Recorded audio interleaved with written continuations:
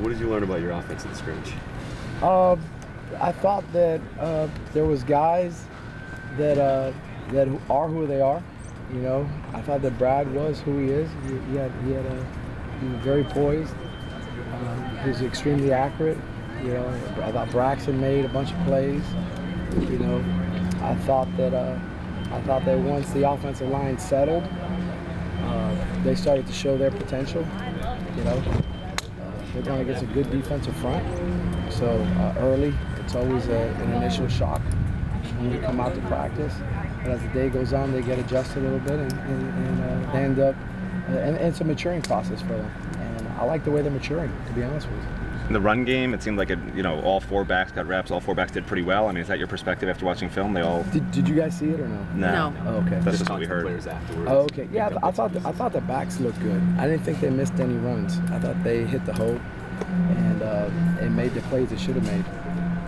Anybody in particular? I'm sorry, on the backs, we heard that Trayon had a real nice run called back, I think. Yeah, he had one call back, and then he had another one in short yardage, and he made an explosive play out of. I think it was 4th and 1. He turned it into a 30-yard gain. He did really good. In fact, Gus ran the ball really well. I thought Joe caught the ball really well out of the backfield, and when we needed him in the 2-minute drill, delivered with about a 20-yard run up the middle. And then Mark showed flashes too as well. He had some good runs. So I thought all those four guys are competing. You know, sometimes you get a situation where you got four guys and no one wants to be the guy.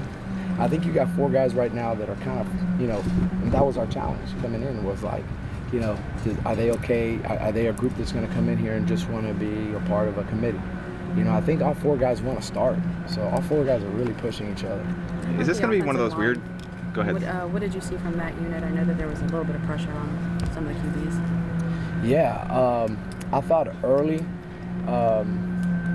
I thought the pressure was just basically ourselves. I think we were snapping the ball, a couple penalties, and we weren't snapping the ball in the cadences and stuff like that.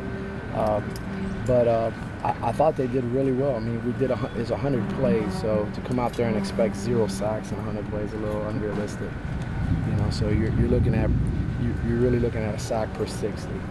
That's ideal. That's awesome. That's like the best in the country, right? So, but you know, we gave up some sacks, and credit to our defense. I mean, they got some good guys on the defensive line. How do you feel about the left tackle race right now?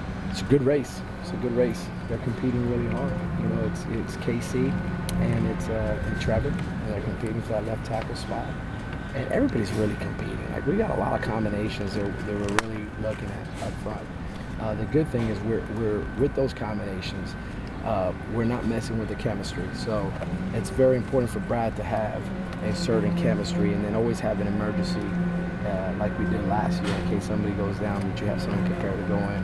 Is it fair to say that when you guys actually sit down and map out who the ones are for week one, when you actually do that 2 deep for week one, that it's going to be a much longer process this year than it has been in past years, just because of all the competition you have kind of at every spot right now, or most spots? Well, hopefully we get that cleaned up within the next scrimmage and the next practices, and kind of have a clear mind. That's my goal. But it never stops, right? You know, no one here could tell me that, you know, Trevor was working with the third team last year. At this time, he's going to be our starting right tackle, you know, against Florida State, right? No one could say that. So it's an ongoing deal. I think we're a little bit further along than we were last year at this point with that group, actually. To that end, how much more fun are you having? Because I know the wheels are always running in there. It's fun. How much have you kind of evolved on what you think some of the fun stuff you can do with this offense is in the last couple of weeks? Like, you know, it's 180 degree. I mean, it's complete turn. I mean, you know, and Brad allows that. And it starts with Brad, and then it starts with a very smart center and Nick Linder. It starts with experienced backs and Joe and Gus, you know, and Joe played early last year.